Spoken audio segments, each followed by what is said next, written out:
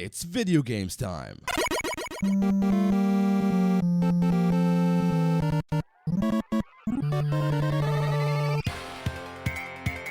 Your source for game development, reviews, and updates about your favorite games and also game developers.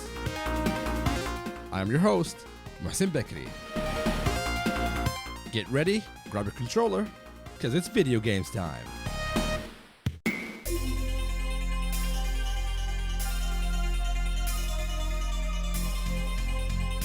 Hola, mis amigos, and welcome to another episode of It's Video Games Time, with me, your host, Mohsin Bakri.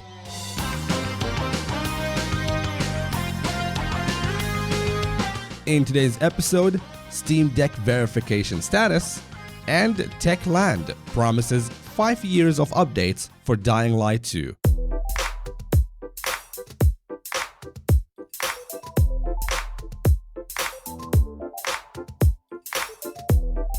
Valve said in October 2021 that it was reviewing the entire Steam catalog to determine each game's compatibility with the upcoming Steam Deck handheld.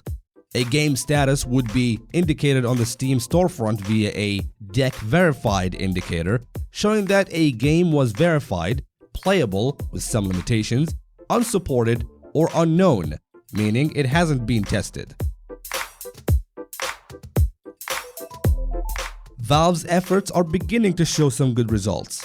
Members of the Steam Deck subreddit have noticed that some games have received a Deck Verified status, and while that status is not currently displayed on Steam Store listings, it can be seen on SteamDB. The list is currently quite small, covering only 67 of the 60,000 games on Steam, and further complicating the situation is that not all the games in the list are verified. The only way to check a game's status is to look at its individual listing. Cuphead, for instance, is verified. Subnautica, on the other hand, is only playable. Some limitations are relatively minor. The Witcher 3, for instance, is fully functional using the default Steam Deck controller setup and quote-unquote performs well on the unit, but is only rated as playable because some in-game text is small and may be hard to read on the Steam Deck screen. There is no word at this point as to when the verification results will begin appearing on standard Steam store pages, but Valve confirmed that it has started rolling out Steam Deck verified test results for a few games.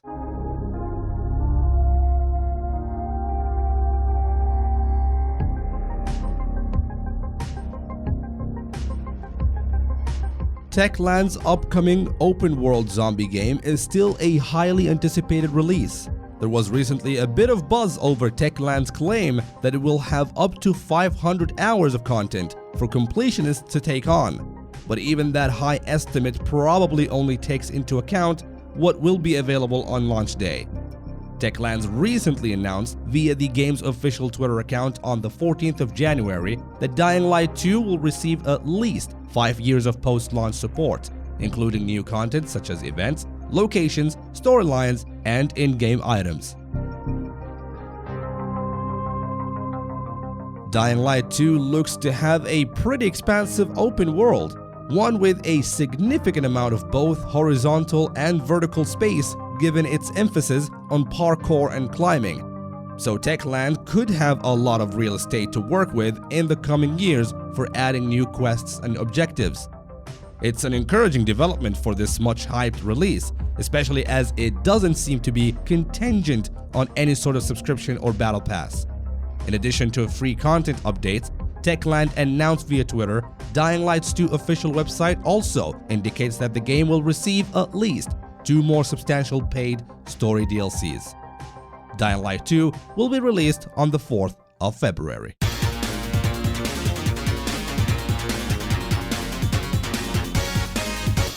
And with that, we come to the end of this episode of It's Video Games Time. And until next time, keep on gaming. Mohsin Bakri is signing off. And adios, mis amigos.